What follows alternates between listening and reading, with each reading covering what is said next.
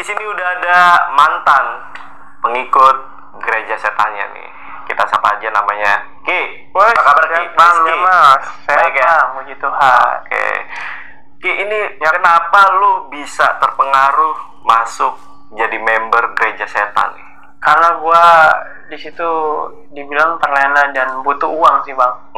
Butuh uang karena ngelihat keluarga gue yang udah mau hancur ya kan, orang tua gue udah habis-habisan, semuanya udah dijual gara-gara judi. Jadi gue pengen ngebalikin lagi tuh kayak hal-hal yang udah dilakukan sama papa gue itu, pengen gue kembalikan lagi karena gue ngeliat kasihan gitu nyokap gue.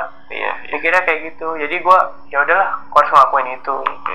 Ekonomi dan keluarga. Ekonomi dan keluarga sih lebih tepatnya. Nah, kalau boleh tahu Ki, Yap. ini untuk member-member gereja setan ini kan pasti seliuran banyak yang bilang nggak cuma apa ya orang biasa tapi orang-orang terkenal juga masuk situ. Itu bener Ki?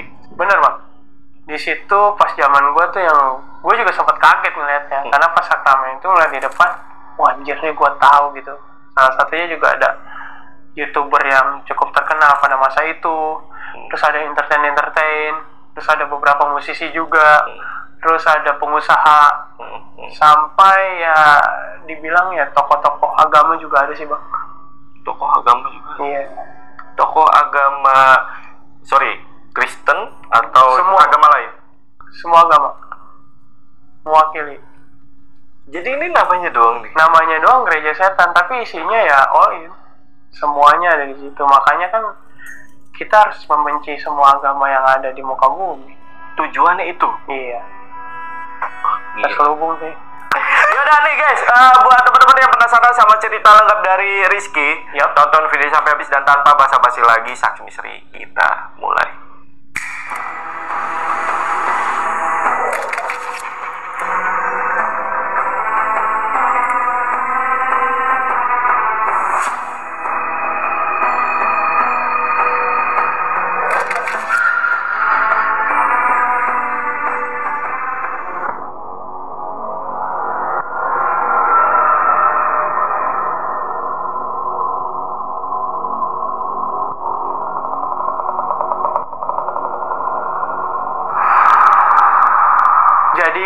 Pada mulanya tuh gue di tahun 2018 sebenarnya Bang. 2018 tuh tahun yang dimana ya terjadi kejadian ini gitu.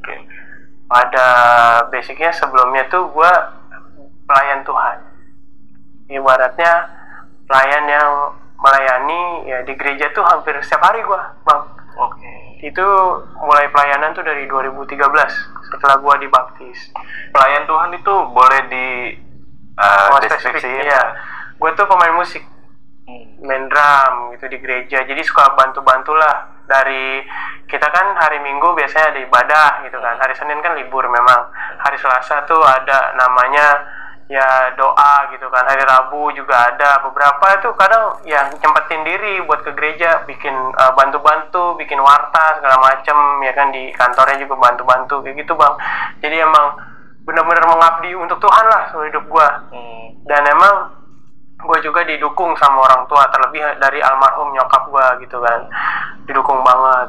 Jadi di saat gue melayani Tuhan tuh Bang, lagi benar-benar serius, lagi benar-benar wah menyenangkan lah bagi gue itu melayani Tuhan, sampai kadang gue lupa waktu buat orang-orang rumah gitu kan, malah kasihkan melayani lagi on fire lah, ibaratnya lagi menggebu-gebu banget masa muda gue itu.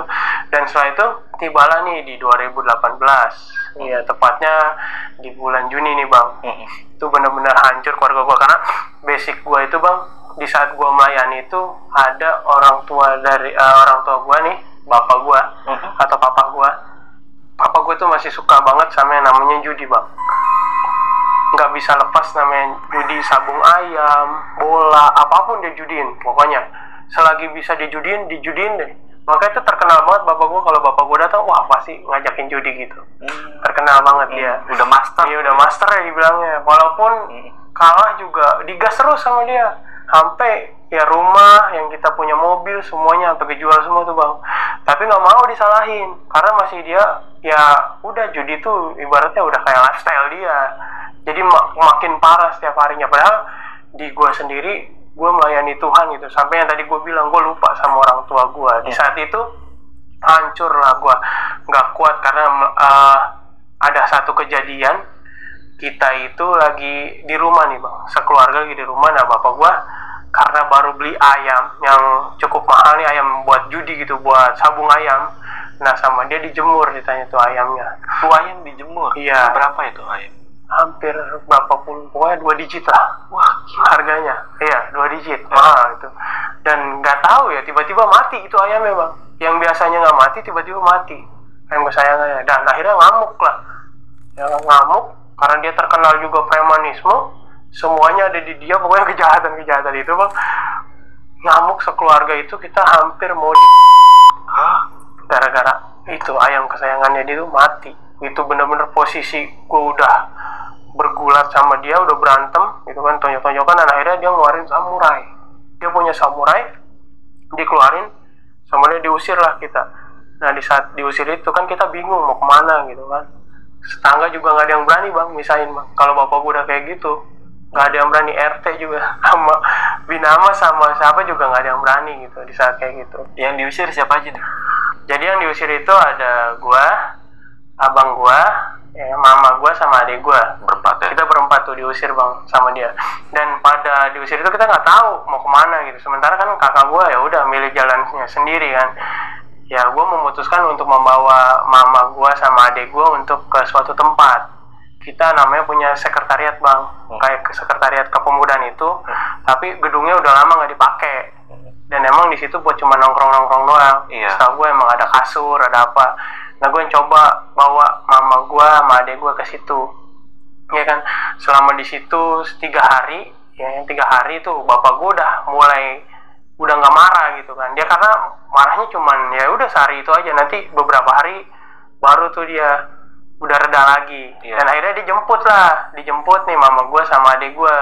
Cuman gue menolak untuk ikut karena jujur aja gue masih sakit hati gitu. Dalam arti ya lu masih kayak gitu, masih enak banget lu setiap marah lu begitu, dan pada akhirnya di dalam sendirian gue situ bang, gue jujur aja situ sampai 7 hari lamanya. Jadi selama mau gue 3 hari balik lagi ke rumah, gue masih di stay di situ sendiri. Dan di situ gue benar-benar kayak meluapkan semua amarah gue, emosi gue, termasuk ke Tuhan gue, ke gereja yang melayani gue. Gue anggap tuh semuanya mereka gagal lah gitu. Gue anggap ya, ini anggapan pribadi gue, merasa tidak adil ya? Merasa tidak adil gitu, karena Tuhan kok begini gitu ke keluarga gue ya kan. Selama ini gue kurang apa buat lu, gue gituin. Ibaratnya kayak ya udah gue cuma bisa menggerutu sendiri aja. Selama ini gue udah layanan full buat lu, udah waktu gue yang terbaik buat lu semuanya, gue melayani, udah nggak mikir apa-apa, nggak neko-neko apa-apa, nggak minta apa-apa, udah cukup layanan aja buat Tuhan, menyenangkan hati gue, ya kan. Untuk ya udah gue cukup fokus gue untuk hamba Tuhan aja. Tapi Tuhan ngasih keluarga gue yang begini kayak gitu. Dan pada akhirnya itu nggak bisa gue redam sendiri bang, gue luapkan semuanya di media sosial. Ya kan, di media sosial gue semuanya gue ungkapkan di Facebook, ya kan, di Twitter gue, ya kan. Di situ gue memaki Tuhan dalam arti kata ya ada bahasa yang kurang enak. Dan pada akhirnya disitulah gue jadi target mereka gitu bang, pada mulanya. Dan gue nggak tahu nih teman sekolah gue yang dulunya tuh benar-benar dianggapnya ya Kristen, cuman Kristen KTP bang. Kristen ibaratnya mungkin lo pernah ketemu sama temen yang suka ngeceng-ngecengin agama, agama sendiri kadang kan kayak gitu. Nah iya, temen gue termasuk gitu. Terus tiba-tiba dia messenger gue dengan bahasa pertamanya itu shalom. Shalom tuh kalau di kita tuh ya cukup sakral juga kan, ibaratnya kalau orang Kristen tuh damai sejahtera kan artinya. Gue kaget lah, ini bocah kok bisa gitu kan, bisa ngucapin shalom gitu. Pada akhirnya ya udah gue ladenin shalom, dan dia cerita, ngasih tahu ke gue dia pengen membantu gue. Dia ngasih ayat-ayat Alkitab, anjir, yang bikin gue tuh kayak wah gila nih orang yang tadinya ibaratnya mohon maaf itu darah kutip brengsek gitu, terus tiba-tiba jadi kayak malaikat gini. Jangan-jangan udah jadi pendeta nih anakku gitu, saya mikirnya. Pas habis itu ya udah dia kasih tahu, nasehatin saya dengan ayat Alkitab yang dikasih. Dan sampai saya bikin saya mau ketemu nih siapa yang merubah dia kayak gini, gereja apa yang bisa merubah dia kayak gini. Iya. Itu yang bikin saya penasaran, dan pada akhirnya ya udah dia ngajakin saya makan, ya ngajakin makan siang yuk sekalian nanti ketemu sama pendeta gue. Dia bilangnya gitu, boleh, karena saya pikir ya udahlah, gereja yang saya pernah pelayanan ini, yang dulunya saya rajin banget pelayanan ini, udah nggak bisa menolong saya gitu. Ya saya kayaknya butuh tempat berlabuh yang baru. Udah meyakinin itu, udah siap nih, pengen ketemu sama dia. Ya kan, akhirnya pertama dia dulu datang nih. Ya kan, datang, kita makan berdua dulu bang. Di mana ketemunya? Tempat makan bakso lah, di suatu tempat lah ya. Di daerahnya? Di daerah BSD lah. Oke. Datang nih, pastor. Ya, gue agak tuh karena gimana ya, dari looknya itu kayak bukan pendeta-pendeta pada umumnya. Kan biasanya kalau pendeta itu kumisan, kalau nggak kumisan ya gendut gitu, apa gimana gitu kan ya. Look Indonesia ya, malah bukan ngeledek, tapi ya look Indonesia. Tapi ternyata pas dilihat, kayak orang Eropa bang, jalannya, ya kan, tinggi gede kayak gitu kan. Wah, perawakannya Eropa banget. Saya bingung, ya kan, mikir nanti kalau ketemu sama dia ngomongnya kayak gimana. Padahal saya sendiri nggak jago bahasa Inggris gitu kan. Udah dak-dikduk aja nih, gua ngomong apa bisanya good morning, good afternoon, gitu-gitu doang ya kan. Paling yes no ya kan. Tahu-tahu dia fasih bang bahasa Indonesianya. Ya kan, dia ngucapin shalom, apa kabar, salam kenal, kayak gitu. Wah, ini bisa bahasa Indonesia sih bang. Bisa, fasih ternyata. Udah jago banget bahasa Indonesianya, bahkan kayak nggak kelihatan orang Eropanya. Ya kan, di saat dia berbicara. Nah dari situ saya dinasihatin sama dia, dikasih ayat tentang ayat Alkitab. Di situ nggak boleh kita sama orang tua kayak seperti itu. Saya harus memaafkan orang tua saya. Wah, saya banyak dikasih pemahaman Alkitabiah banget sama dia gitu bang. Yang bener-bener emang ada awalnya di Alkitab itu. Yang bikin hati saya luluh, dan akhirnya ya udah saya memutuskan untuk pulang gitu kan. Tadinya saya keras gitu. Ya udah saya pulang karena mama saya juga ayolah maksa untuk pulang. Akhirnya sampai di rumah, saya masih kontak-kontakan tuh bang sama dia, sama si pastor itu, karena kita emang tuker-tukeran ya nomor kontak gitu kan. Dia punya kontak saya, dan segitunya care dia sama saya bang, itu udah deket banget kayak pacar gitu. Ngucapin selamat pagi, ngasih ayat, ngucapin selamat siang, ditanya udah makan atau belum, ngasih ayat lagi. Itu yang bikin saya kayak, oh ini nih bener-bener nih pendeta yang gue cari selama ini, yang perhatian seperti ini gitu. Bahkan kalau pendeta yang sebaik apapun kayaknya nggak ada yang kayak dia gitu bang. Iya kan, hampir bisa setiap hari itu kita ngechat terus, chat-chatan terus sama dia. Jadi di saat itu saya diajak ke gerejanya, ya nggak ada firasat apa-apa, nggak ada pikiran yang macam-macam gimana. Malah saya datang tuh karena excited gitu. Wah, akhirnya gue bisa ke gerejanya nih, bisa diundang datang ke gerejanya. Jadi pada saat itu datang lah, ya kan, dikasih alamatnya nih, ada di sebuah mall di kawasan itu. Pokoknya saya nggak bisa daerah, ya itulah pokoknya. Masih tempat tinggal saya juga di daerah situ. Dikasih tahu, ya kan, saya bawa motor emang, bawa motor. Saya udah bilang nih pak, saya jalan ke sana gitu kan. Pas itu yang saya kaget, ternyata dia udah nunggu bang, nunggu di parkiran motor tempat saya naruh motor. Wih, saya ngeliat ada dia. Anjir, kira saya dia nungguin orang lain atau nungguin pendeta yang lain, kan biasa gitu. Enggak, ternyata nungguin saya. Saya merasa kayak, waduh anjir, spesial banget kan. Ya kan, ngerasa kayak, wah, gue ini keren banget sih, spesial banget sih, sampai dijemput kayak gini sama pendeta loh. Ya kan, biasanya kan yang jemput paling ya petugas-petugas aja kan, paling ini mah pendeta langsung. Pada akhirnya ya udah dijemput. Dari ini kita ngobrol-ngobrol sampai ngelihat gerejanya pun semuanya sama bang, nggak ada yang aneh gitu. Karena posisinya juga di dalam mall, jadi nggak ada yang curiga gitu. Karena ya udah ini ibadah gitu kan. Di plangnya juga plang gereja, dan plang gereja pada umumnya banyak gitu. Ini pasti ada di mall tuh, pasti ada plang itu. Terus juga pelayan-pelayannya juga sama, kayak ada aser gitu kan. Cuman yang membedakan itu di saat kita masuk, ya kita ditahan dulu. Semua alat komunikasi kayak elektronik itu nggak boleh masuk, nggak boleh ada saat ibadah, nggak boleh nyala saat ibadah gitu. Jadi benar-benar dititipin namanya handphone itu. Itu yang bikin saya salut sebenarnya. Gila nih, ada gereja yang kayak gini gitu kan. Baru ini doang saya nemuin bang. Biasanya kan orang-orang kalau di gereja tuh paling ya udah HP, ya itu mah serah kamu mau megang HP mau enggak kan, itu mah urusan pribadi. Kalau ini benar-benar ditahan, berarti kusuh banget dong. Iya. Ya kan, gerejanya kusuh banget. Ya udah, saya titipin nama saya tinggal masuk nih, ngeliat look dalamnya, wah masih nggak ada curiga, karena bentuknya sama, sama semua, dan pada akhirnya duduk. Jadi emang pas gue dateng tuh ya duduk, ngeliatnya emang udah bangku-bangku udah keisi kan, udah keisi karena ya namanya gereja ya kan. Pas mau mulai pasti lumayan lah, karena jemaatnya juga cukup banyak. Gue juga kaget juga kan ngeliatnya. Nah pas itu mulailah tuh, di saat dia opening ya kan, kayak buka panggungnya gitu bang, keren nih kata gue ya kan. Tapi yang gue anehnya kok banyak simbol-simbol gitu kan, simbol-simbol. Aduh, gue juga tahu gitu kan simbol-simbol.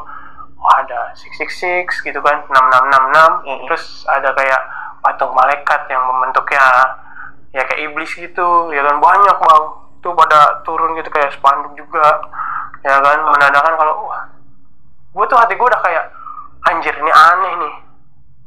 Terus nggak lama aja ada performan dari band. Iya. Ya kan, itu yang bikin gue kaget banget ya kan, karena kita tahu ya emang band terkenal, bandnya cukup terkenal banget. Jadi ya gue juga tahu lagu-lagunya gitu kan. Wah gila, ternyata gitu kan. Gue udah mulai risih, udah kayak aneh, udah nggak bisa nih gue ngikut kayak gini, bukan gereja gitu gue bilang. Ini bukan gereja. Ya udah, gue mencoba untuk cabut, ibaratnya mau keluar gitu, gue mau pulang ya kan, karena gue udah nggak, wah udah aneh ini.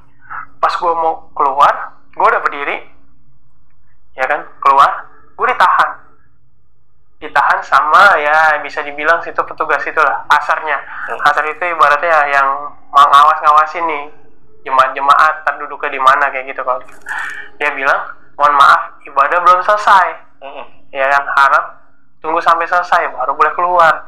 Wah bener-bener bingung gua kan, udah nggak mau udah tercemplung di situ kan. Iya.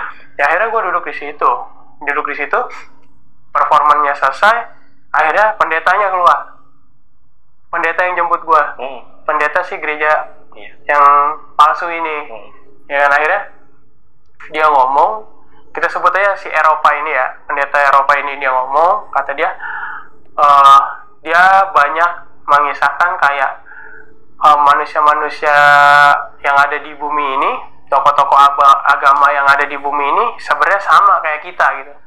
Cuman mereka pintar mengubah kitab-kitab.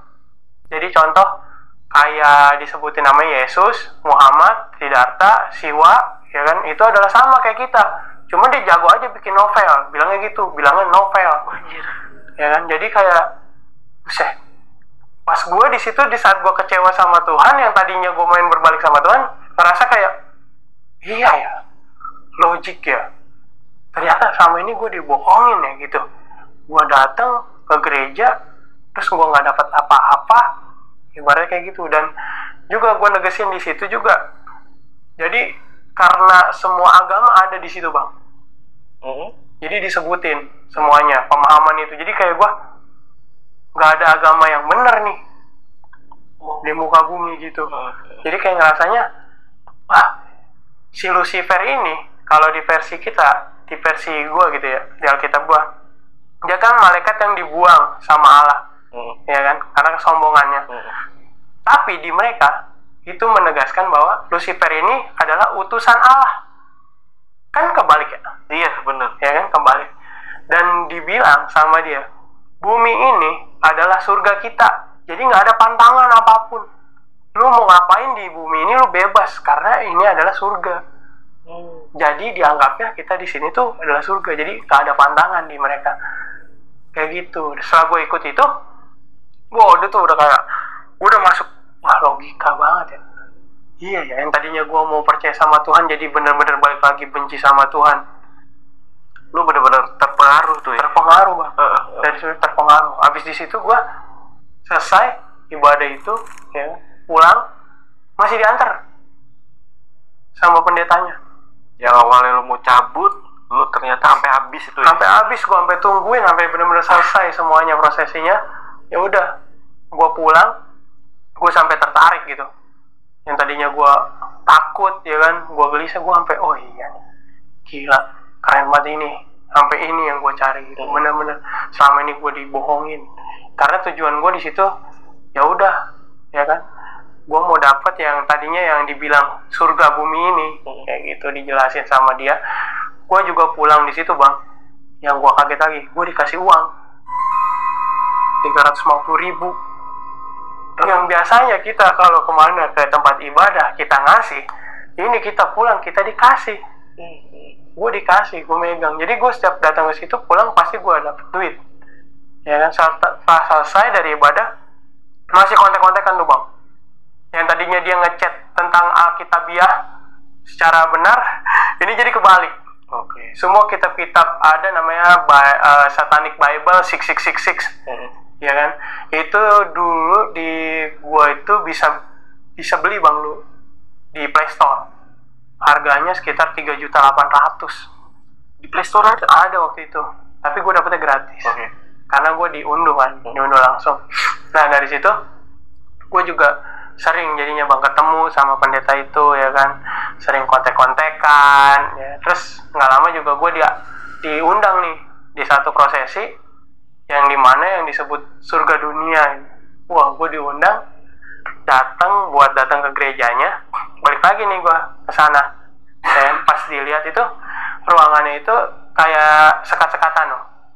Ini beda tempat atau sama cuman satu ruangan gede gitu kan, dia kayak ada beberapa tempat khusus ya kan. Dari satu ruangan itu ada sekat-sekatan.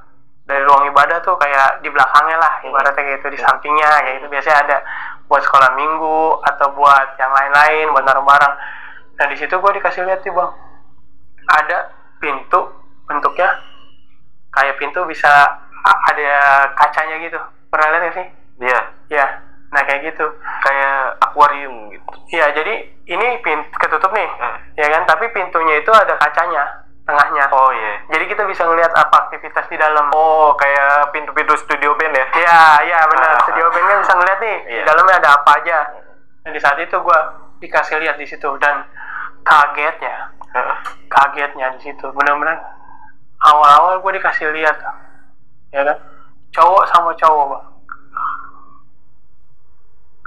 Nah, terus ngapain tuh, Pak? Lagi cowok sama cowok tuh lagi in the hole. Jadi lagi black hole-nya lagi diserang. Black hole-nya lagi diserang. Tata surya aja lagi diserang ya. Dan betapa kagetnya kayak gua tuh jadi kayak nggak punya ekspresi, kayak udah oh gitu doang. Kalau orang-orang kan pasti kayak ih gitu ya, apa nih? Kalau gua cuma oh gitu. Saya lihat. Nah ini keindahan-keindahan dunia gitu kan. Ada 3 sekat. Sekat pertama gue dikasih lihat yang lagi in the hole itu, cowok sama cowok. Ya kan, black hole lagi diserang-serang. Kata gue anjrit, black hole kayak gitu. Terus dikasih lihat lagi. Nah di sebelah sini kita lihat. Gue lihat lagi tuh di ruangannya, cewek sama cewek bang, lagi in the hole juga. Anjir, kita bisa bayangin lah. Ya begitulah, cewek sama cewek. Umur berapa tuh kira-kira? Banyak lah jemaat dia, dari yang muda sampai yang old juga ada. Tapi ya khusus lah. MILF ada yang MILF ya? Ada, nggak tahu itu kategori-kategorinya. Pokoknya ada lah. Iya. Dan yang terakhir ya cowok sama cewek. Awalnya ya wah normal dong. Iya. Cowok sama cewek. Dan ternyata pas dijelaskan, nah ini pasangan suami istri yang bisa berganti-ganti bang. Hah? Iya. Jadi lu bisa ganti-gantian di situ, lu mau nyobain yang mana gitu. Ternyata lah yang ini yang normal tapi bisa nyobain gitu. Dikasih tahu. Nah yang sakralnya itu yang di situ, yang di nyobain itu, yang normalnya itu kan cewek sama cowok. Tapi pasangan suami istri yang bisa berganti-ganti gitu. Ganti-ganti dia mau yang ke cewek ini atau yang cewek ini mau ke cowok itu ya kan. Nanti di situ ada yang namanya benih bang. Kan jadi tuh ada beberapa pasti dijadiin semua sama mereka.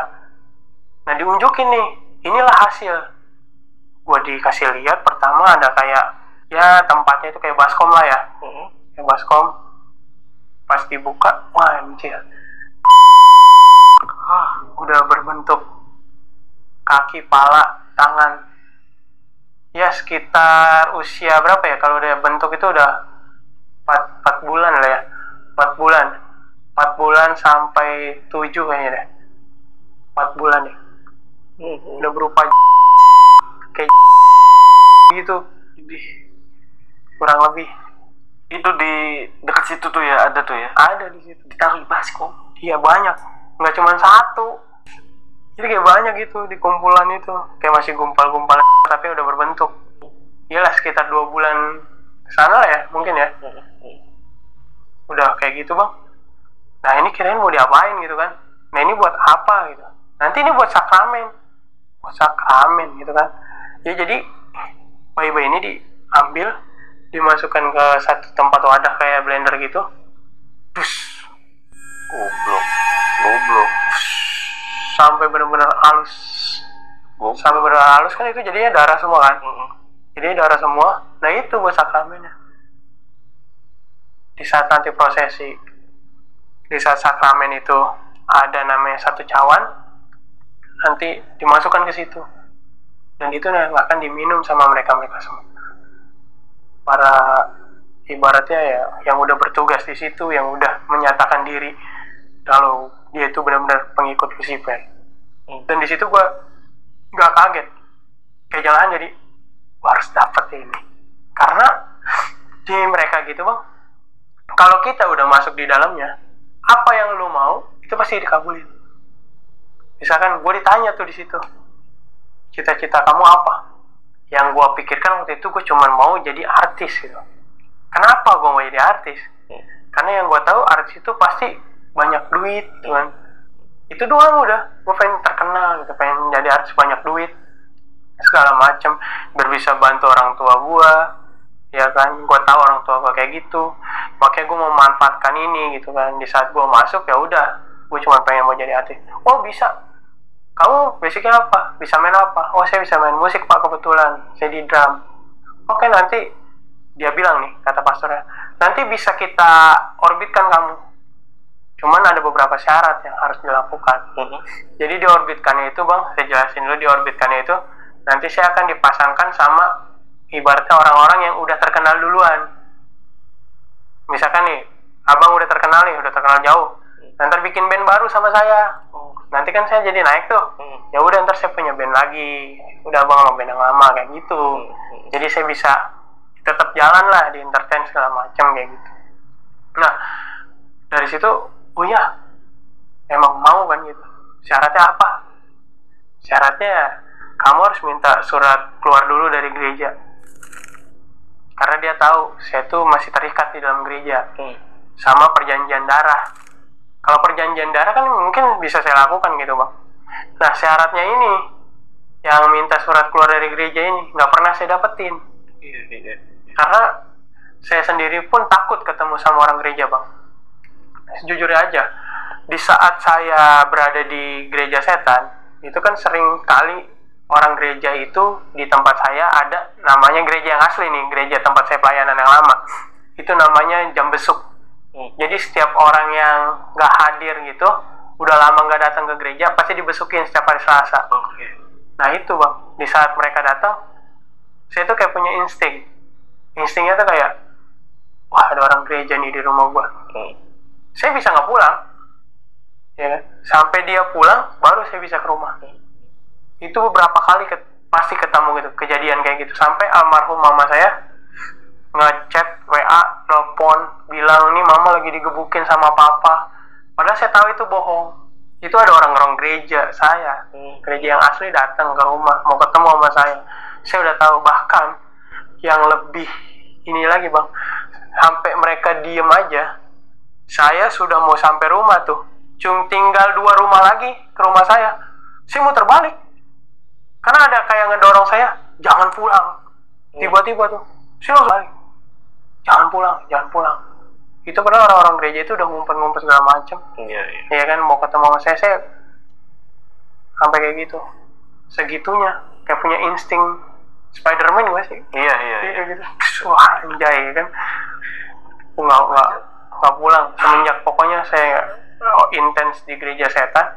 Dan pada akhirnya juga saya masih berpikir gimana caranya saya untuk bisa dapat surat keluar dari gereja, sementara saya sendiri nggak berani.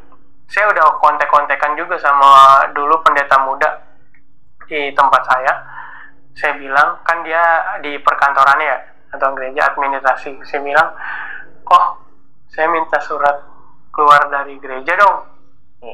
Sempet saya DM di Instagram, saya ingat banget karena kontaknya udah saya blokir WhatsApp. Oh iya, kamu datang sini ke gereja?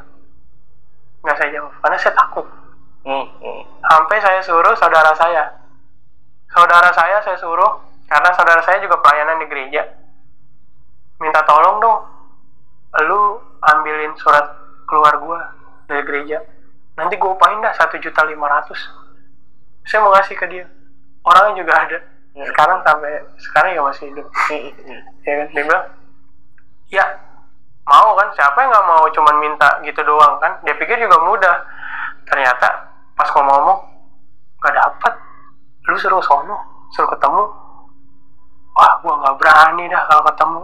Terus kayak galau gitu bang, udah harinya saatnya sakramen itu saya datang ke gereja, juga ke gereja setan itu, lemes gitu, gimana sih, kayak anjir nggak dapet. Terus saya duduk emang rada di paling depan, posisinya udah cukup rame, dan saya cuma ngeliatin orang tuh, wah lagi nikmatin sakramen di gereja setan itu bang. Dan yang di depan itu, mereka yang berdiri ini orangnya nggak asing semua. Saya tahu gitu, waktu itu ada zamannya YouTuber yang paling mantap lah se-Indonesia. Waktu itu juga ada beberapa musisi, artis legend, pengusaha terkenal, ya top orang kaya di Indonesia.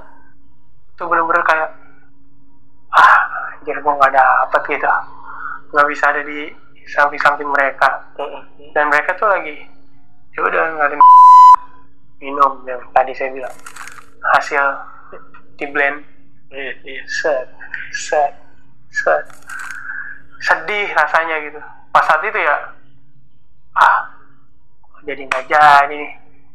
Tapi saya dikuatkan lagi sama si pastor Eropa ini. Dia ngomong, jangan bersedih, masih ada nanti waktunya buat kamu, sabar aja begitu. Udah sekarang ikut aja. Tapi gimana pak, kan momennya juga kita nggak tahu kapan kan. Saya juga, apalagi saya sendiri nggak tahu. Ya udah pokoknya ntar juga ada. Ya selama berjalannya waktu, saya emang ada cerita juga nih bang, pas masih di gereja setan itu, emang saya lagi mikir, karena kepikiran banget gitu, pengen banget tapi gagal ya. Sampai saya ada waktu di mana kan kamar saya kan tingkat di lantai 2 ya. Nah saya tuh duduk di depan kayak bengong gitu bang, mikirin. Terus setelah kejadian sakramen beberapa minggu kemudian gitu, tiba-tiba yang tadinya saya bisa lihat matahari gitu kan, pemandangan karena masih siang gitu posisinya, tiba-tiba gelap, kayak blank gitu. Wah gelap ya. Pas gelap kira saya buta, saya mau gini kan, lah ya gelap. Terus nggak lama muncul satu sosok, bukan muka saya seginilah jaraknya. Nah itu kita kelihatan. Nah saya kaget kan, saya melihat dari atas sampai bawah. Cuman dia ada berkata yang perkataannya yang nggak bisa dimengerti orang, tapi saya ngerti. Dalam arti dia bilang ikutlah aku dengan bahasa yang gimana ya, saya juga susah ngerjainnya, tapi saya ngerti kalau saya harus ngikut dia. Saya ngeliat dari atas ke bawah. Dibilang ganteng banget, dibilang cantik banget ya. Apa itu, sosok apa itu? Lucifer. Oh, Lucifer. Karena dia bilang ikutlah aku gitu. Dan dia masih tahu kalau dia itu Lucifer. Saya lihat dari atas sampai bawah benar-benar nggak ada cacat, nggak ada noda, benar-benar bersih.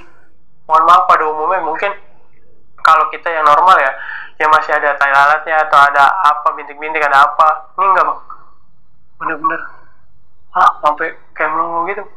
Terus nggak lama hilang. Nah saya langsung kaget dong, saya langsung coba telepon si pastor itu, dan akhirnya saya suruh ketemu. Dan saya ceritain, Pak, tadi saya ketemu ini, dia ngakunya Lucifer, berarti kamu udah ketemu sama dia, jadi nggak ada harus kamu takutin lagi di muka bumi ini. Ya kalau segala macam makhluk halus segala macam itu yang dimaksud sama dia, nggak perlu kamu takutin karena kamu udah ketemu sama dia. Bilang gitu pastornya. Jadi kayak gue udah pede aja gitu bang, kalau ngeliat sesuatu kayak, oh iya ngapain gue takut, karena kan gue udah ketemu sama Lucifer kayak gitu. Karena ya udah kesombongan itu dibilang sama pastornya, nggak perlu takut karena kamu udah ketemu sama si Lucifer. Dan akhirnya ya udah semenjak saya kayak gitu, perjalanan itu sering juga jadi ngeliat makhluk-makhluk gitu bang. Ya makhluk-makhluk, beberapa makhluk-makhluk yang dibilang nggak kasat mata, tapi dalam artian ya saya nggak takut. Karena prinsipnya itu kata si pendeta Eropa ini, dia bilang yang kita lihat itu derajatnya jauh di bawah telapak kaki kita, ada di dalam tanah, sementara kita ini menapak bumi. Jadi nggak ada harus kita takutin. Mau dia bentuk apa di saat kamu udah ketemu Lucifer, ya udah jangan takut, pasti mereka yang akan takut sama kamu. Gituin dengan PD-nya kan, jadinya kayak gitu, malah dari tantang petenteng kita. Ya setelah itu tibalah, singkat cerita, ini pendeta di bulan akhir November dia beranjak bang. Dia bilang mau ada pertemuan di daerah Asia Tenggara. Jadi seluruh pendeta-pendeta gereja setan itu akan berkumpul di sana, ya kan? Mungkin di situ dia akan pembelajaran lebih lagi, dan juga akan ketemu namanya King of the King-nya. Kalau di kita kan dipanggilnya King of Majesty-nya ya bisa Yesus, ya kan? Itu kan hal yang nggak mungkin karena mereka kan sudah tiada. Betul. Nah kalau di gereja setan ini ada bang, ada, dan disebutkan dia ini waktu di zaman ini yang memimpin itu Dia ketemu dia yang jadi King of Majesty-nya. Jadi di bawahnya si Lucifer itu ada pada saat itu yang dibilang nih sama pendeta ini. Jadi dia memimpin nih bang. Nanti yang disembah itu dia, baru dia bisa koneksi ke si Lucifer. Jadi banyak pembelajaran yang akan dilakukan di sana. Bukan cuman kayak memimpin, tapi bisa juga mereka mengendalikan ya kayak cuaca segala macem, elit global lah, kayak gitu. Dan semenjak di situ kan di bulan Desember saya udah hilang kontak, karena saya juga nganterin pendetanya sampai ke bandara. Setelah dia terbang, benar-benar nggak ada yang kontak-kontakan lagi bang. Kita benar-benar close, ya kan? Saya juga nggak tahu harus gimana, saya cuman pegangan doang. Dikasih Satanic Bible aja udah baca-baca itu aja. Habis itu suka ya udah. Di situ mungkin saya menjalankan misi di jam perjalanan. Saya harus membuat semua orang itu murtad. Dalam arti saya kan udah punya pegangan nih, ya kan? Udah punya pengetahuan. Saya harus membagikan ini kepada semua orang, termasuk ke teman-teman saya. Jadi di saat saya debat tuh saya kalau ngomong, emang lu yakin Tuhan itu ada? Emang lu yakin hidup di bumi ini? Kalau lu cuman kayak gini-gini aja nanti ada surga sama neraka? Kayak gitu pertanyaannya. Padahal kan kayak dia dibilang kalau kita hidup ini kita harus menikmati nih. Kalau versi mereka, jadi nggak ada larang-larangan. Ya bebas aja buat dia gitu. Dan itu ya udah, saya sebisa mungkin harus bikin. Jadi kita tuh memang diajarin di sana bang, punya pertanyaan-pertanyaan maut. Untuk para pendeta lah, ustadz lah, petinggi-petinggi agama lah, apapun itu kita punya. Di dalam Bible itu. Ya, di dalam Bible itu sama pengajaran itu. Jadi punya jurus-jurus itu bikin dia murtad tuh. Gila ya. Namanya aja gereja setan gitu. Tapi isinya mah semua agama. Jadi bukan cuma orang Kristen, Bang. Jangan sampai salah nih. Kebanyakan kan bilangnya, wah, gereja setan isinya cuma orang Kristen. No. Enggak, saya ngeliat sendiri. Bahkan ada, masih mohon maaf gitu ya, yang dengan busana-busana Oke.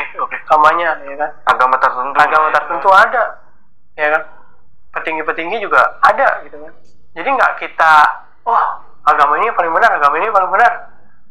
Sebenarnya mereka tuh emang menjelma ke seluruh, ke semua. Kalau bisa emang membuat semua orang tuh, ya udah, nggak percaya sama Tuhannya masing-masing, sama agamanya masing-masing. Itu akan menjadi makanan mereka gitu, Bang. Kesenangan buat mereka. Makanya kan mereka nyiptain gadget, mereka ngeklaim mereka yang menciptakan gadget, mereka juga ngeklaim, ya kan, rokok, narkoba, video porno, itu, Bang, mereka mengklaim itu, dan itu juga jadi salah satu sumber pemasukan mereka. Jadi pendanaan mereka tuh nggak bakal habis selagi kita masih mengkonsumsi itu. Kenapa dia bilang gadget? Kita beribadah atau kita lagi di tempat ibadah manapun itu, Bang, kadang kan gadget itu yang bisa ngilangin fokus kita. Iya. Ya kan? Benar. Yang tadinya kita mau khusyuk, yang tadi mau apa, di saat kita main gadget hilang. Itu contoh kecil. Bahkan mereka juga sempat bukan meramal ya, udah ditaktiskan nih, tahun ini akan terjadi apa, tahun ini akan terjadi apa, tahun ini akan terjadi apa. Bahkan saya tahu, Bang, ada kejadian yang bikin seluruh umat beragama itu akan menjauh pada tempat ibadahnya, dan itu terjadi kan? Dan itu terjadi. Kalau kita ingat-ingat tahun yang lalu, ada kejadian apa di situ, Bang? Kejadian apa nih? Gua biar bisa inget juga. Clue aja ya, clue. 19. Banyak orang yang tinggal, banyak tempat-tempat ibadah yang ditutup untuk tidak terjadi penyebaran. Anjir. COVID-19. Elit global. Bahkan nanti ke depan juga. Oh iya, lu di tahun 2018 ya itu ya? Iya. Itu lu udah ngeliat itu? Udah dikasih tahu. Dijelaskan juga akan ada terjadi apa. Bahkan nanti ada lampu merah. Akan ada bait Allah 2. Tahun sekian akan ada apa. Itu gue tahu. Karena di Bible itu ada. Tapi lu ngeliat, lu kan udah ngeliat nih apa yang akan terjadi. Ada gak di tahun berapa yang mungkin bisa dibilang lu takut juga gitu kalau ngadepin ini nih gitu? Ya, Bait Suci 2. Apa namanya? Bait Suci 2. Bait Suci 2. Itu kenapa lu takut? Di ibaratnya ya itu kan, Bang, kalau kita belajar balik lagi di Bait Suci 1 ke Bait Allah yang kita sebut di Alkitab, itu kan ngeri banget, Bang. Itu di tahun berapa? Sebelum kalau di gue di perjanjian lama, zamannya itu ya bisa di search lah. Bait Allah itu sangat mengerikan gitu untuk kedepannya. Apalagi tadi ada di situ yang akan dibilang ada Imam Mahdi kalau dulu, Bang. Oh, itu dikit lagi atau masih lama? Nggak tahu. Karena kalau gue bilang nanti, ya nanti aja, tunggu aja. Prosesnya udah berjalan kok. Kalau emang ada yang ngikutin pasti tahu. Kalau yang cuek aja. Pasti nanti ada fenomena-fenomena fantastik, bombastik. Kalau fenomena untuk ini deh, manusia yang pada umumnya tragedi gitu, atau kayak kemarin tuh COVID tuh. Ya, nanti ada part 2-nya lagi. Bukan part 2-nya, tapi ya bukan ini ya. Emang udah ini kan sih, Bang, sama mereka juga. Ada lagi, gua waktu itu sempat gua sebut juga di Instagram gua. Ya, gua sering tuh update status kalau ada yang terbaru. Emang kalau membuat urgensi banget, pasti gua up.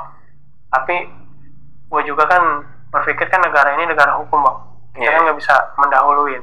Kadang persepsi kita berbeda gitu, takutnya malah ini begini, itu sih serah, itu kan pilihan mereka. Tapi gue udah ngasih tahu bakal ada kejadian seperti ini lagi gitu.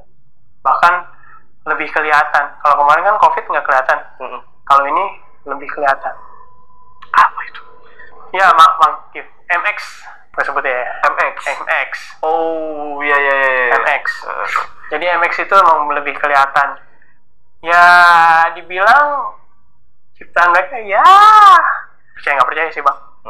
Pasti itu akan berdampak juga nantinya. Iya. Tapi mereka ini udah tahu ya. Mereka malahan yang udah menyusun itu. Bahkan kan yang gue bilang elit global. Kita sebutnya elit global tuh yang sekarang yang top leader itu udah di dalamnya semua bang. Mereka yang udah ngeset kayak bumi itu tempat main-mainannya. Anjir sih, mungkin. Ya kita yang nggak biasa ya udah cuman percaya sama Tuhan, ya kan sampai mana. Tapi kalau kita percaya sama mereka ya sama aja sih maut hukumnya. Tapi apakah mereka sendiri, misal ya, ada kejadian yang kemarin COVID-19 itu, mereka juga punya antivirus ya? Ada, kan mereka nggak kena. Iya, maksud gue itu. Mereka nggak akan kena. Karena ya udah itu mau kan, karena mereka sekarang menjerumuskan satu orang. Yang tadi gue bilang ditaruh di tengah-tengah, itu akan menjerumuskan semua.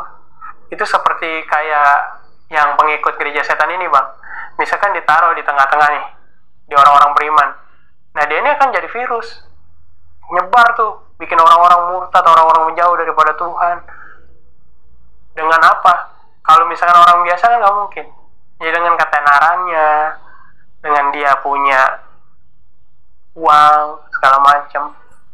Berarti caranya tahu orang-orang terkenal atau orang-orang besar itu ngikut aliran itu tinggal lihat ya, ini orang kena apa enggak di COVID-19. Nah, coba dicek aja. Biasanya juga kan konspirasi bang. Iya. Bisa jadi gue kena gitu. Padahal enggak. Iya, kita nggak tahu. Ya kan, tapi kan pasti ada salah satu tuh yang ibaratnya kalau bisa dibilang dia keceplosan, bukan keceplosan ya, apa ya? Ya, apa sih? Saya nggak pernah kena COVID gitu. Iya, tahu kan? Ada beberapa, bahkan ya yang gue takutin tuh waktu itu orang-orang yang sekarang ada di barisan top itu ada di dalam parlemen. Oh gitu. Ya, pemerintahan baru banget. Ya siapa aja? Ya gue nggak tahu, gue nggak bisa sebutin siapanya. Pokoknya ada. Nah kita lanjut ya. Oke. Lo itu masih ada di sana atau tidak sekarang? Kalau sekarang kondisinya gue udah nggak di sana bang, karena lo udah keluar. Iya. Nah, boleh ceritain gimana momen lo keluar?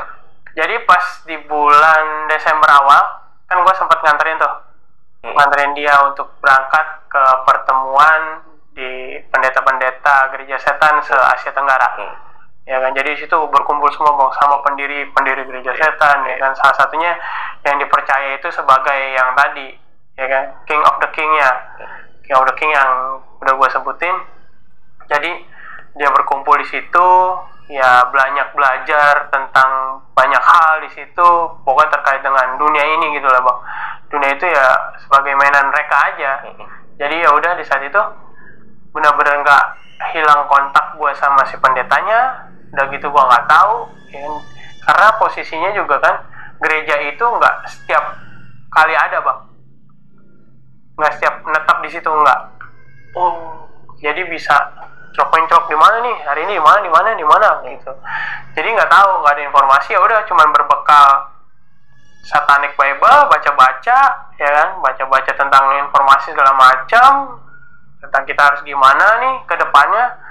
Karena kan walaupun gue belum jadi anggota, gue kayak udah pede merasa pengen jadi anggota itu. Dan pada akhirnya di Desember itu bang, gue disamperin sama pendeta asli gue dari tempat pelayanan gue dulu.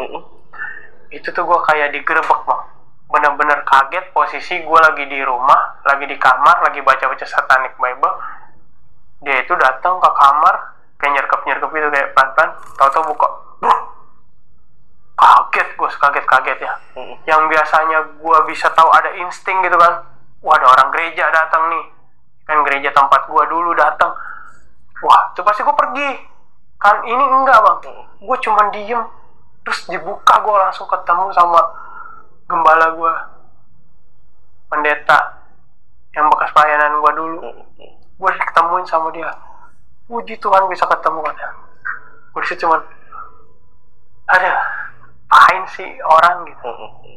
Di situ refleks tuh, HP gue taruh begitu bang. Dia ngeliat, wah HP gue juga udah simbol, lagi baca-baca kitab.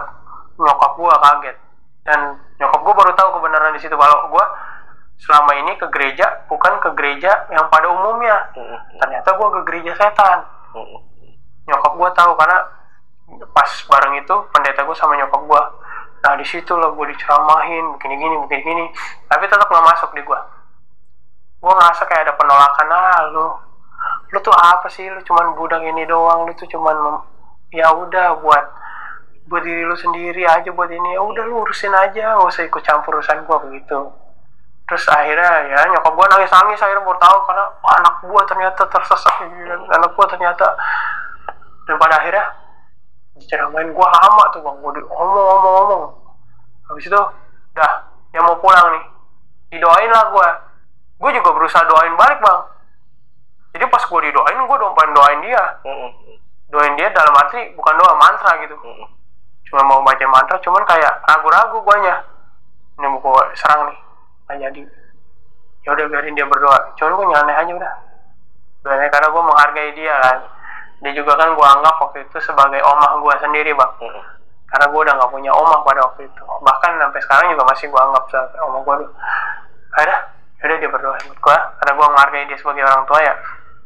Gue didoain, cuman gue nyeleneh, udah setelah kutub jahat segala macam lah, nggak mempan gue anggap biasa aja. Dia pulang pamitan ya ada.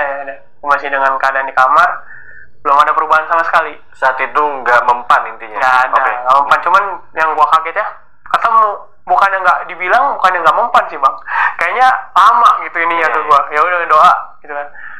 Akhirnya ya nyokap gue tahu, gue inget banget di tanggal 18 Desember kan momen-momen mau Natal. Ada orang gereja lagi bang datang. Posisi gue lagi di kamar. Gue nggak tahu dia datang berempat. Ternyata yang datang itu guru sekolah minggu gue, salah satu idola gue, inspirasi gue bermain musik. Nah itu dia. Terus ada temen gue juga, 2 orang temen gue ini temen dari sekolah minggu gue juga, 2 perempuan, terus 1 juga ada temen gue. Temen gue yang 1 ini laki-laki, dia ini gue yang ngajak bang pelayanan. Jadi 1 tim musik dulu sama gue, ya kan, berempat nih. Gue kaget, kata gue, lah lu kok bisa ketemu sama gue gitu kan. Kalau orang itu kalau mau ketemu sama gue tuh susah. Bahkan kalau gembala gue juga, gue yakin pasti bukan cuma datang berdoa, tapi dia menyiapkan sesuatu bang. Dan gue tanya langsung sama teman gue nih yang cowok, ya kan, teman pelayanan musik gue, bisa ketemu gue loh, gue gituin. Iya, gue juga kesini kan nggak cuma datang, tapi juga mempersiapkan. Jadi mereka tuh puasa dulu bang sebelum ketemu gue, puasa dulu buat mempersiapkan kalau ketemu gue gitu, berdoa dulu bener-bener buat gue. Dan pada akhirnya ketemu gue, bisa ditemuin sama mereka. Dia ngundang lah, jangan lupa datang ya, nih dibilang nih tanggal sekian, tanggal 25 ada 3 undangan. Gue inget banget, sekolah minggu, youth, sama umum. Karena gue dulu tuh berkecimpung di semua pelayanan itu bang. Gue diundang kayak ya kayak nyeleneh, masih nyeleneh. Terus akhirnya ngobrol, nanya kondisi gimana, yang gue bilang begini aja. Terus yaudah dia mau pamit, izinkan si kokoh ini, kokoh guru sekolah minggu gue tuh izin mau berdoa buat gue. Masih didampingin sama nyokap gue tuh. Nyokap gue juga kayak gimana gitu ya ngeliatnya. Pada akhirnya yaudah gue ditupang tangan bang tumpang tangan tuh gue didoainnya begini. Aduh, dalam hati gue cuman ini gue jadi kayak sombong gitu gue. Iya. Pengen gue doain balik nih biar murtad gitu pengennya. Cuman aduh, gue mikir kasihan gitu gimana ya. Ya udahlah, didoain lah gue, doain. Gue nyoneh, cuman kayak gak bakal mempan lu, mau doa apa, mau lu doa nangis darah juga ke gue gak bakal mempan gue gitu. Udah gitu, pas doa, gue masih melek mata, nyoneh. Iya, gue gituin. Dia lagi berdoa khusyuk banget. Ya, akhirnya, udah ya pamit pulang. Ya, pulang, ya udah. Itu pas mereka pulang, karena gue ada di lantai 2 bang, gue sobek-sobek ke undangannya. Gue buang, gue gak bakal datang. Itu. Akhirnya, saling beberapa lama, tanggal 21 bang. Tanggal 21 itu, gue pulang kerja. Ya kan, pulang kerja, malam memang posisinya. Sekitar jam 8 lah. Jam 8, posisi gue tinggal sendiri, gue tutup gerbang. Gue ngeliat tuh bulan lagi terang-terangnya emang. Posisi bulan, wih, terang banget nih bulan. Terus gue ngeliat emang ada kayak kumpulan awan berbentuk salib, cuman adanya di sebelah bulan, kayak gini nih bang. Ini bulan, nah ini salibnya. Oke. Jadi kan nggak mungkin kan, kayak buat nyatuin gitu. Si pemikiran gue nih, yang mustahil itu, gue cuma ngomong gini, nyoneh, sambil buka tutup gerbang kantor, terus gue mau jalan pulang, gue nunjuk. Kalau emang itu awan gambar salib ada di tengah-tengah bulan, gue datang ke gereja Tuhan Yesus, gue buktiin dong sama gue. Jangan nih gue bang, ya kan. Pada akhirnya gue sampai rumah, lagi buka pintu nih, mau masukin motor, gue iseng dong, gue lihat ke atas. Pas gue lihat ke atas, langsung nunduk gue gini bang. Itu mah bohong. Gue lihat lagi, ternyata salib itu udah ada di tengah-tengah bulan gitu, nutupin gitu gumpalan yang awan bentuk salib itu. Masih kurang masuk buat gue, kayak penyangkalan tuh gue. Itu satu ya, yang tadi gue ngomong, gue udah nunjuk sama Tuhan, dikasih unjuk, gue sangkal, gue bilang itu enggak, itu bohong, itu cuma tiup angin. Pada akhirnya gue masuk, gue nonton TV di kamar gue, lihat berita. Kebetulan ada berita di situ, salah satu band terkenal yang favorit gue juga bang, musik-musiknya bagus gitu menurut gue, keren. Nah itu kena musibah, ya kan? Musibah di Desember 2018. Oke, paham gue. Tertimpa tsunami. Gue langsung kaget kan, langsung matiin TV. Tak, anjrit, begitu kan, kayak ini bener apa beritanya begitu, kayak ngerasa kok ada kegelisahan ke hati gue gitu. Gue nggak tenang, karena nggak tenang, gue coba buka laptop. Dibuka laptop itu, laptop gue emang waktu itu dipakai buat ya bikin warta, gambar-gambar Tuhan Yesus tuh banyak bang. Cuman pas gue ikut sama si gereja setan ini, gue udah menghilangkan semua yang berbau Tuhan Yesus itu, termasuk ya ada baju-baju gue segala macem yang udah gue bakar segala macem. Jadi gue emang udah menyangkal udah nggak akan ikut Tuhan Yesus pada waktu itu. Pada akhirnya gue mau buka laptop itu cuman gue yang tahu password. Gue buka, gue klik, cerit, ada gambar Tuhan Yesus yang pakai baju merah hijau gitu sambil gendong anak domba. Perasaannya udah gue hapus, displaynya langsung keluar itu bang, langsung gue X, langsung gue hapus kan. Gue masukin recycle bin, wah, masuk ketinggalan, apalagi kebuka. Ya kan, siapa yang buka laptop gue? Kan nggak ada.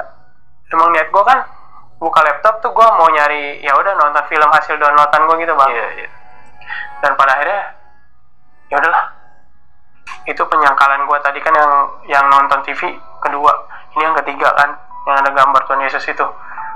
Nah, gue buka lagi file download, terus gue lihat ada satu file musik yang bentuknya itu namanya aneh, kayak AU berapa. Mungkin kalau lu sering suka download dulu kan, filenya bentuknya kayak gitu-gitu ya, dari YouTube itu di convert jadi MP3. Terus coba gue dengerin dong, gue masang handset, gue takutnya kan file yang enggak kan, atau file apa gitu. Ya udah gue coba dengerin, ternyata lagunya Hillsong. Hillsong itu salah satu lagu gereja bang. Nah judulnya The Creed atau This Is I Believe. Jadi di situ lagunya kayak I believe in God our Father, I believe in Christ the Son gitu. Jadi kayak percaya Tritunggal gitu. Terus gue dengerin kayak langsung tiba-tiba gue keluar air mata gitu bang. Anjir ini kenapa gitu kan? Langsung gue hapus kan. Karena itu berbau tentang Kristen kan. Udah gue hapus. Ya udah, gue menyangkal tuh 4 kali. Gue nggak bisa tidur, gue bingung mau ngapain. Terus ya udah gue mau ke toilet kan. Karena kan toilet gue di bawah. Kalau gue denger nih pagi-pagi sekitar jam 3 ada cewek nangis bang. Nangis, datangnya dari kamar mama gue. Pas gue lihat, bener mama gue lagi nangis dengan posisi lagi bersujud berdoa gitu. Nangis, cuman dia bilang pengen gue bertobat. Gue denger pengen gue balik lagi sama Tuhan, pengen gue ibaratnya ya kayak dulu lah gitu, sama yang lagi. Gue di situ merasa ibanya bukan gue langsung bertobat, enggak. Gue merasa iba kayak habis ngedenger mau gue nangis, gue ke atas, gue mikir ya gue ke gereja dah, cuman bukan untuk bertobat, cuman buat nganterin doang, sama ngetes ilmu nih, ibarat gitu. Pada awal-awal pengen ngetes ilmu gue gimana sih kalau di gereja, ya kan gitu kan, masih kayak rasa pede segala macem. Akhirnya udah gue mutusin tanggal 25 itu gue ke gereja nganterin mama gue. Pas gue datang ke gereja gue yang asli ini, yang dulu gue pernah pelayanan ini bang, gue bener-bener disambut tuh kayak keluarga lama yang hilang gitu kan. Gue disambut, wah sama datang, balik lagi ini, puji Tuhan ini. Cuman pas sampai gereja, gue kayak orang nggak ngerti apa-apa. Padahal hidup gue lama di gereja gitu. Gue pasti tahu lah lagu-lagu Natal kan selama ini bergema gitu pada tiap tahunnya kan. Gue bener-bener nggak tahu, bener-bener bingung. Ini lagu apa? Kan gue bilang gitu. Sampai di sebelah saudara, ini lagu apa? Lu nggak tahu? Kan lagu gereja, lagu Natal. Gue nggak tahu, gue nggak ngerti. Kayak datang dengan polos saya. Dan pada akhirnya udah keluar lah dari gereja, pulang. Akhirnya mama gue banyak ngomong, nasihatin gue. Di situ kayak gue mikir, ya udahlah, gimana ya, daripada gue nggak jelas juga di gereja setan, karena ya udah nggak tahu lagi harus mau ngapain gitu. Karena lost contact juga. Dan satu pikir, mama gue ngomong, karena kan papa udah begini, kokoh udah begini, ya kan. Sekarang tinggal gue sama adik gue doang. Kan adik gue nggak bisa diandelin, mungkin karena masih kecil. Karena masih gue doang. Ya udah, mama cuma bisa ngarepin kamu doang nih, biar bisa balik lagi kayak dulu, bisa pelayanan gitu, mama gue pesannya. Dan itu yang gue inget sampai almarhum nggak ada. Kayak ya udah, gue mutusin buat balik lagi ke gereja nih bang. Posisinya balik lagi ke gereja. Gue datang youth di bulan Januari, gue inget banget. Youth itu ibadah kaum muda yang isinya anak muda semua. Yang dulu gue pernah pelayanan juga di situ. Datang, masih bingung, ini lagu apa gitu. Gue nanya, ini lagu apa? Gue nggak tahu. Dan pada akhirnya setelah mengikuti itu, ya udah pulang. Besoknya datang lagi dan benar-benar pengen mutusin, karena udah merasa aneh sama diri gue bang itu. Di saat gue tahu lagu-lagu yang lain nih, gue nggak tahu sama sekali lagu gereja, ya kan gue bingung. Pada akhirnya udah gue mutusin, hidup gue udah nggak bener nih, gue udah pengen balik lagi lah, tobat lah. Gue udah berusaha kayak udah, karena ya nyokap gue juga berusaha terus buat berdoa, karena gue yakin kekuatan doa itu besar bang kuasanya. Ya kan, banyak orang yang ingin gue bertobat. Akhirnya gue bertobat, gue mutusin bertobat. Dan nggak semudah kita mengangkat benda ini atau mengangkat benda ini bang, bertobat itu, atau membalikan telapak tangan. Enggak, gue tuh berproses. Lama gue bertobat itu hampir 6 bulan lah jangka waktunya. Jadi awal gue bertobat itu bang, gue inget banget, gue datang youth ketiga atau kedua, gue berusaha ngomong sama pendeta muda. Pendeta muda tuh yang nolong gue, yang gue nggak dikasih, surat keluar dari gereja. Itu pas banget dia keluar, gue lari nyamperin dia, Bang.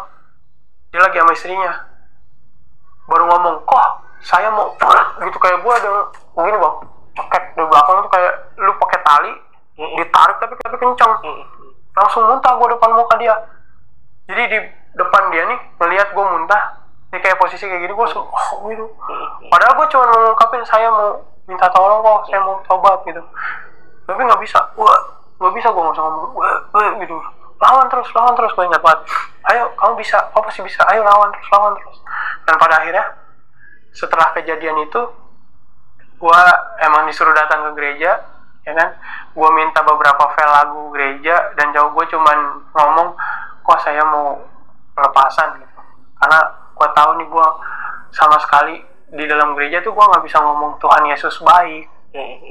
Ngomong yang berbau Tuhan Yesus, berbau apa, gue nggak bisa. Bahkan gue di saat gue mencoba untuk mengangkat tangan gue yang biasanya cuman, kalau kita bisa ngangkat tangan kayak gini kan, ini gampang.